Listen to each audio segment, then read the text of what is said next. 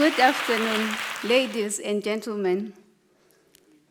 Please join me on this journey and imagine a fully grown woman like me asking for money to buy the list of commodities such as sanitary pads or to replace worn-out underwear.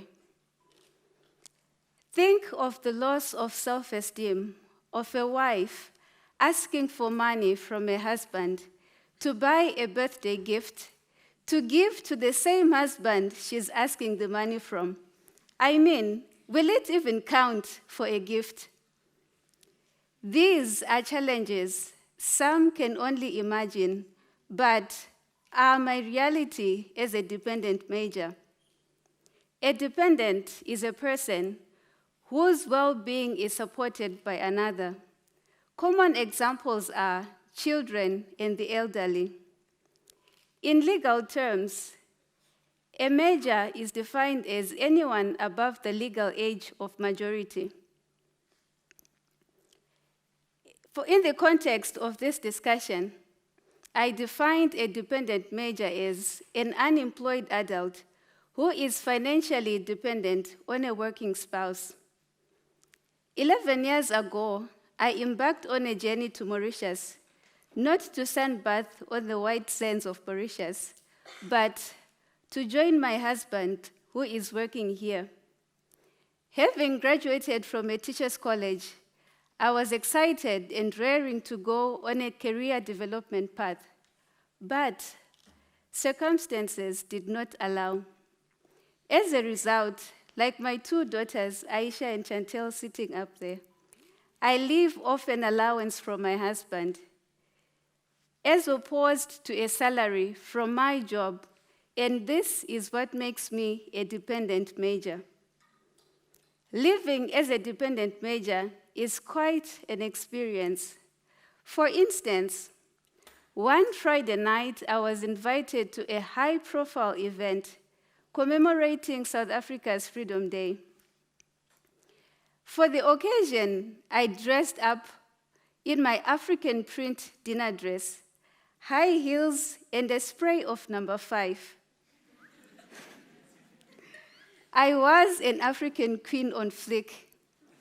Looked good, felt good, confidence, check. Later that evening, 2 ladies came by. I am Lucia from Zimbabwe. Oh, you must be with the Zimbabwean embassy, Ms. B said. I looked at her and smiled, said no. Oh, you must then with the South African embassy. Again, I smiled and said no. Ms. C then asked, what then do you do? I am a housewife, I said, watching the expression on their faces change as they took a head to toe and toe to head sweep of me. That's the best job in the world, Ms. B said, and Ms. C immediately jumped in. How I wish I could spend the whole day sleeping. The whole day sleeping. Wow. My heart bled because I know that being a housewife is not the best job in the world. If it truly is, more women would keep it. I also know that as a housewife, I do not spend the whole day sleeping. In fact, I cannot afford to. I remember vividly one afternoon, multitasking as usual. Lasagna was baking in the oven, and I was doing dishes on the other side, when suddenly I heard a loud cry, "Mommy, help!"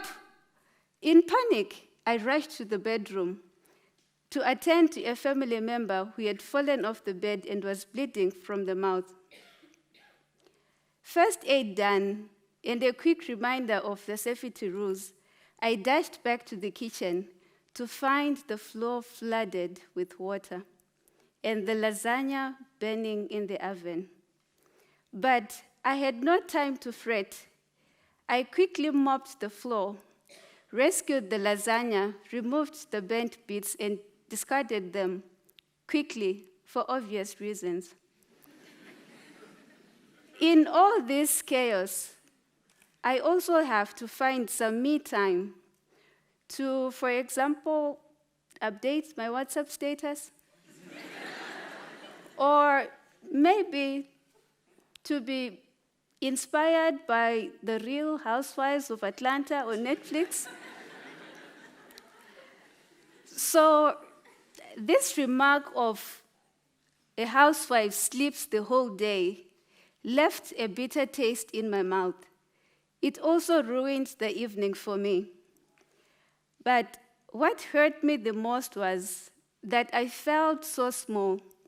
Even my high heels at that time, they felt heavy, because a fellow sister had invalidated something that I wake up to do right every single day. This experience was a sharp contrast to the experience I had when I was introduced as the chairperson of the former African Ladies Guiding Hands.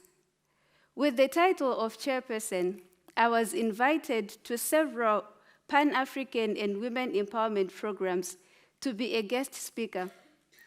It felt great to take a break from the chaotic household chores and be part of a deeply enriching and satisfying experience.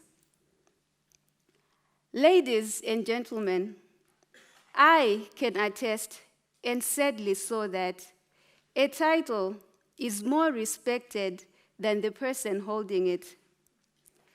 It is also true that some people will ask you what you do for a living in order to calculate how much respect to give to you. So next time when someone asks you the question, think well before you answer. My current state as a dependent major is highly undesirable because as a competent adult, I feel reduced to a beggar, stripped of self-confidence and my sense of self-worth. It is also deplorable because of the derogatory experiences. The worst I've had was being invited to a fake business meeting. Yes, I said a fake business meeting because it only turned out to be an invitation to go and have a good time. The family is also disadvantaged financially because disposable income is eroded. Let's face it, ladies and gentlemen, cost of living is rising. Year-on-year inflation aside, as children grow older, their needs require more financial resources. For example, their desire to own the latest smart gadget on the market. This financial burden is not sustainable on an income of a sole breadwinner. As such, I live in fear as I'm trying to imagine what I will have to do in order not to crash into a financial crisis should the sole breadwinner be faced with a calamity or even death. Oh, God forbid. In 2018, this thought deeply troubled me as I was reflecting on the decade that had gone by. I started breaking down and wasted away in self-pity as I went into an online diagnosed depression. Anyone who's guilty of checking their symptoms online? So in this depression, I had to find reasons to do the list of activities of daily living, like getting out of bed and taking a shower, until the day I admitted to myself that I was not okay and opened up to a God-sent friend. The conversation I heard with her and the support she gave me helped me to reconnect with my inner self, understand my purpose and what is important to me as an individual. I now concur with what Leo Tolstoy says, that the sole meaning of life is to serve humanity, as I also got to understand that it is not about how much money I make, but rather the difference I can make in the lives of other people. The theme, adapting to shifting times, for me entails quitting acting as if everything is okay, simply because that is what society expects of me, but to open up and share with trusted family and friends for inspiration and support. In the theme, adapting to shifting times, agility is my key to successful adaptation to shifting times.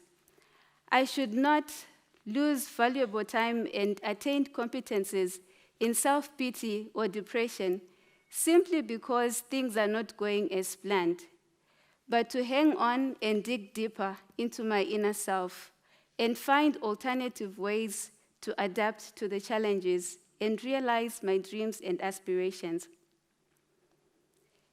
In adapting to shifting times, I also got to understand that I may not be able to change the whole world, but I can change someone's world through compassion and a voluntary effort to make a difference in the life of the next person.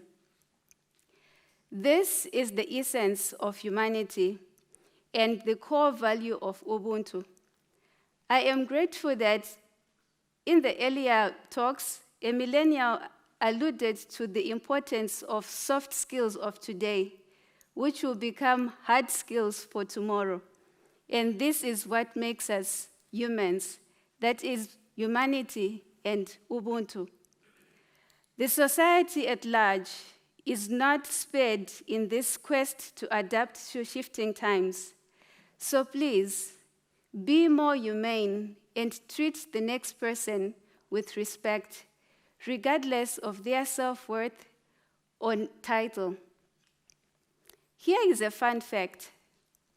A beggar on the street who is debt-free has less to lose than a man in a huge debt but living in a mortgaged mansion. In the case of my struggle as a dependent major, adapting to shifting times is a collective responsibility. Today, I am sharing my personal struggle as a dependent major because a part of me deeply believes that I am not the only one who got stuck in this struggle, and that there are family members and friends who are not aware of this struggle. So, to anyone in the same shoes as I, please, again, I say please, find alternative ways which are satisfying to you to be able to realize your dreams and aspirations. To family and friends, I continue to count on you for your support and inspiration, for the struggle of being a dependent major is real. Ladies and gentlemen, for your valuable time and attention, I thank you.